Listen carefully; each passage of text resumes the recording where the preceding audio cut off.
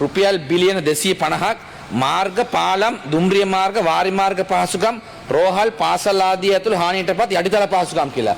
ගරු නියෝජ්‍ය කතානායකතුමනි පසුගිය 11 වෙනිදා අපි යටිතල පහසුකම් සහ උපාය මාර්ග සංවර්ධන ආර්ථික අධීක්ෂණ කාරක සභාවේදී හොයාගත්තා RDA එකට විතරක් ඕන බිලියන 190ක්. මේ පාලම් දුම්රිය මාර්ග වාරි මාර්ග ඔක්කොටමත් 150යි දාලා තියෙන්නේ. ඒක RDA පාරවල් වලට විතරයි බිලියන 190ක්. තවම පළාත් බද මාර්ග පළාත් පාලන ආයතන වලට අයිති මාර්ග සම්බන්ධ තක්සේරුවක් කරලා ඉවර කරලත් නැහැ. හරිද? එතකොට මේ RD එකට අයිති පාරවල් වල හානිය කිලෝමීටර් 12000න් කිලෝමීටර් 90000ක් අයිති වෙන්නේ මේ මොනවද මේකට මේ පළාත් බද මාර්ග සහ මේ ප්‍රාදේශීය සභා මාර්ග වලට. ඉතින් ඒ නිසා මේක ප්‍රමාණවත්ද කියලා ප්‍රශ්නයක් තියෙනවා. මේකත් නිකන් අර නත්තල් පප්ප වගේ කතාවක්ද කියලා අපිට ප්‍රශ්නයක් තියෙනවා. අනිත් පැත්තෙන් හරිද? විදුලි බල මණ්ඩලයට විතරක් රුපියල් බිලියන 20ක් පාඩුයි. දැන් විදුලි බල මණ්ඩලයට මේකෙන් සල්ලි දෙනවද කියලා මම දන්නේ නැහැ. හැබැයි අපි දන්න තරමට විදුලි බල මණ්ඩලය ඇමරිකන් ඩොලර් මිලියන 100ක් ණය ගන්න හදනවා. ඒ වගේම ඒ ණය ගත්තාම විදුලි බිල වැඩි කරනවා කියලා උන් පැහැදිලිවම කියනවා. ඒතර මේකද මේ වෙන්න ඕන? ජල සම්පාදන මණ්ඩලයට බිලියන 6ක් පාඩුයි. හරිද? එතකොට කෝ ඒකට මේ විස්තරාත්මකව තියනවද? ඉතින් ඒ නිසා අපි පැහැදිලිව කියන්න කැමති මේක එක පැත්තකින් මේ වෙලා තියෙන හානිය අපට ආරංචි විදිහට නිල නොවන වශයෙන් යටිතල පහසුකම් වල පාඩු විතරක් බිලියන 900ක්. එතකොට මේ බිලියන 900 අපි වාගේ දුප්පත් රටකට තනියම දාන්න පුළුවන්ද කියලා ප්‍රශ්නයක් තියෙනවා. මොකද ගෝඨාභය රාජපක්ෂ වැඩබද්ද අඩු කරලා බදු සහන දීලා බිලියන 880ක් බදු සහන දුන්නාම රටේ ආර්ථිකය කඩන් වැටුණා. ඒ නිසා අපි පැහැදිලිවම කියන්න කැමති තවම මේ ආණ්ඩුව අපේ රටට වෙලා තියෙන හානිය පිළිබඳව වීඩියෝ පටයක් හදලා නැහැ හරියට. ජාත්‍යන්තරයට ප්‍රසන්ට් කරන්න. එතකොට ජාත්‍යන්තරයට ප්‍රසන්ට් කරලා ඔවුන්ගේ අනුකම්පාව අරගෙන ඔවුන්ගේ ආධාර අතුතේ මේක යන්න වෙන්නේ. මොකද හේතුව දැන් ඔවුන් ඇවිල්ලා තක්සේරුවක් කරුවොත් අපි නොකර ඉන්නකොට සුනාමියේදී වෙච්ච වැඩේ තමයි වෙන්නේ. එතකොට එතනින් එහාට රුපියලක්වත් හම්බෙන්නේ නැහැ. ඒ නිසා අපි ආණ්ඩුවෙන් ඉල්ලන්න කැමති. මොකද අපිට පේන දෙයක් තමයි මේගොල්ලොත් එක මොන මීටියම කෙරුවත් ඒගොල්ල මීටියමට කලින් පැලවත්තෙන් තීරණය අරගෙන එන්නේ. මීටියම කරන්නේ බරුවට. හරිද?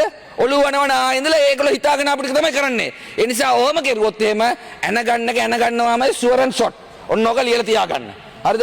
ඒ නිසා ඔබ කල යුත්තේ වහාම ලංකාවේ තත්ත්වය පිළිබඳව අදාළ ප්‍රසන්ටේෂන් එක හදලා ජාත්‍යන්තරයට ප්‍රසන්ට් කරලා ආධාරක සමුළුවක් පවත්වලා උපරිම ඒකෙන් ආධාර ලබා ගැනීම වගේම තවදුරටත් ණය කල් දා ගන්න පුළුවන්ද කියන එක බලන්න ඕන කියන එක පැහැදිලිව කියන්න කැමතියි. මොකද මේ කතා පෙට්ටිනේ ඇවිදින පුස්තකාල කදිර ගාමරලා 68මාරක් ඉන්නවා. නියෝජ්‍ය කතානායකතුමා ඔබතුමා ආවත් දන්නේ නැහැ කොළොන්නාවට. හරිද? ගම් වතුර බෑලා ගිහිල්ලා සුමාන 2යි. තාම කුණුවස් කරගන්න බෑ. මිනිස්සුන්ට නැවත පදින්දිර ගෙවල් වලට යන්න බෑ. මදුරුව පිරලා කුණු ගොඩවල් පිරලා විශේෂයෙන්ම මේ බ්‍රන්ඩියාවත්ත මේ වෙන්නවත්ත මෙගොඩ කොළොන්නාව වෙලේවත්ත කිත්තම්පගු වෙන ප්‍රදේශ වලට මන් දන්නේ ප්‍රාදේශ සභාවට ට්‍රැක්ටරේ පේනවද නැද්ද කිලිවරලා පිටපළාත් වලින් ට්‍රැක්ටර් ගේනවලු. හරිද? බැකෝ ගේනවලු. ඒ එකක්වත් පේන්නේ නැහැ. එතකොට ඒ වගේම තමයි ගරු නියෝජ්‍ය කතානායකතුමනි ගෙදරට යන මිනිස්සුන්ට සුද්ධ කරන තමයි රුපියල් 25000 දෙනවා කිව්වේ. කොළොන්නාව ප්‍රාදේශීය ලේකම් කොට්ටාසේ දල වශයෙන් 30000ක් මේකෙන් ඉෆෙක්ට් වෙලා තියෙනවා. තවම ඊයේ හවස් වෙනකන් ගෙවලා තිබ්බේ 9000කට ආසන්න ප්‍රමාණයකට තමයි රුපියල් 25000 ගෙවලා තිබ්බේ. එතකොට අර වියලි ආහාර සලාක දෙනවා කියලා කිව්වා. මම දන්නේ නැහැ කොහෙන්ද කියලා. දැන් 25000 පවුල් 30000ට ගෙවා ගන්න බැරි ආණ්ඩුව හරිද? දැන් 50000 දෙනවා කියනවා. ලක්ෂ 50 දෙනවා කිව්වා. ටකරම ගියත් අච්චර දෙනවා. හැබැයි මේ ඔක්කොම බොරු. නියෝජ්‍ය කතානායකතුමා මම අද කියලා දෙන්නම් මේක බොරු කිලිවරලා. මොකද හේතුව ගරු නියෝජ්‍ය කතානායකතුමනි මට ආරංචි විදියට කොළොන්නාව ප්‍රාදේශීය ලේකම් කොට්ටාසේ අර්ධහානි වෙච්ච ගෙවල් 3000යිලු තියෙන්නේ. මේ හැම ගෙදරටම අඩි 4 ඉඳලා 12 දක්වා වතුරනවා. හරිද? එතකොට 3000කට මේ පාඩුව දෙන්නේ. එතකොට ඉතුරු ගෙවල් 27000කට දෙන්නේ නැද්ද?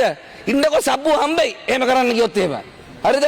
අපි පැහැදිලිව කියන්න කැමති 2016 ගම් වතුර ආවා. රවි කරුණානායක ඇමතිතුමා මුදල් ඇමති යටියට ඉන්ෂුරන්ස් එකක් දාලා තිබ්බා. මිලියන 330 වාරකින්. අපි ඒ පවුල් 27000ටම පළවෙනි වටේ ගෙදරට යන රුපියල් 10000ක් දුන්නා.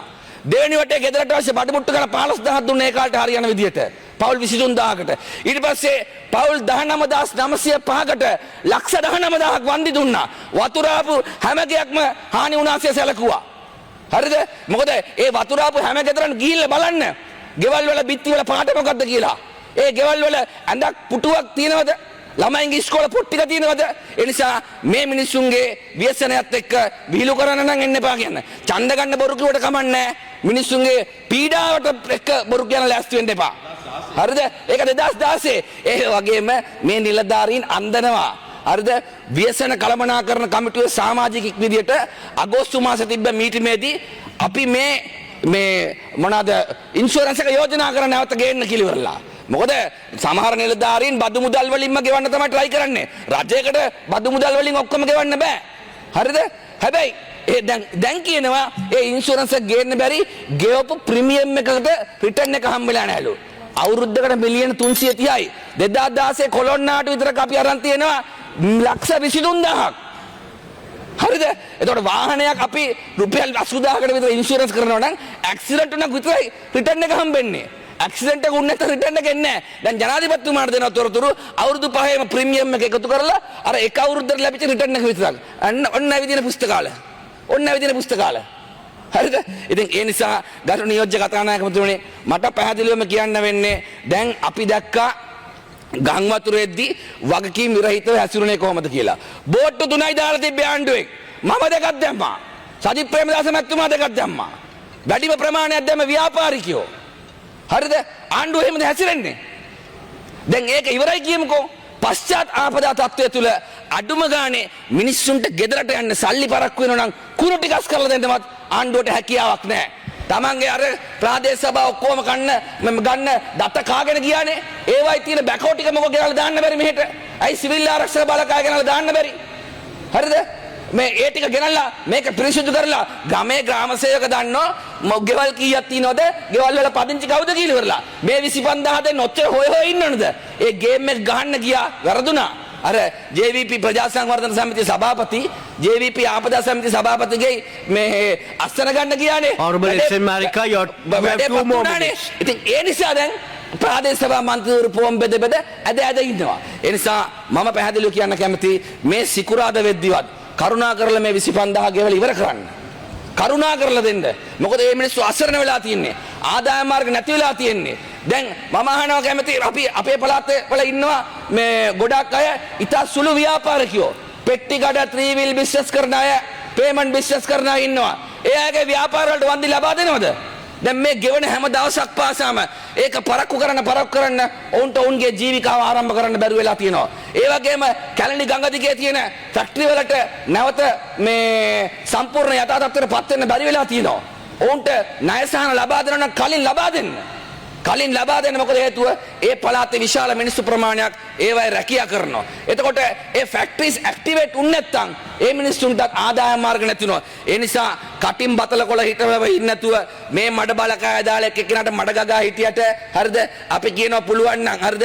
මේ ඔක්කොම ආපදා තත්ත්වය පහව ගියයින් පස්සේ ඕගොල්ලන්ගේ කියුම් කෙරුම් ටික බලා ගන්න පළාත් සභා ජන තියන්නකෝ බලන්න. මොකද්ද වෙන්නේ කියලා ඉවරලා බලන්න. ඔක්කොම හරිනම් ඔක්කොම හරියට කරලා තියෙනවා නම් හරිද? පිළිවෙලට දුවනවා නම් අවිදින පුස්තකාල ඔක්කොම සිස්ටම් එක හරියට චේන්ජ් කරලා තියෙනවා නම් මිනිස්සුන්ට ප්‍රතිලාභ හරියට ලැබිලා තියෙනවා නම් ආපදාවට මේ මූණ දෙනකොට හිටියට වඩා හොඳ ජීවිතයක් ඔබ ලබා දීලා තියෙනවා නම් හරිද? අන්න ඒක කරන්න කියලා අපි කියන. ඒ නිසා ගරු නියෝජ්‍ය කතානායකතුමනි තව එකක් තේරුම් ගන්න ඕන මේ යටිතල පහසුකම් සංවර්ධනය කරද්දී හරිද? මම දන්න තරමට ඒ කණ්ඩායම් ජනාධිපතිතුමාට ලියලා තියෙනවා.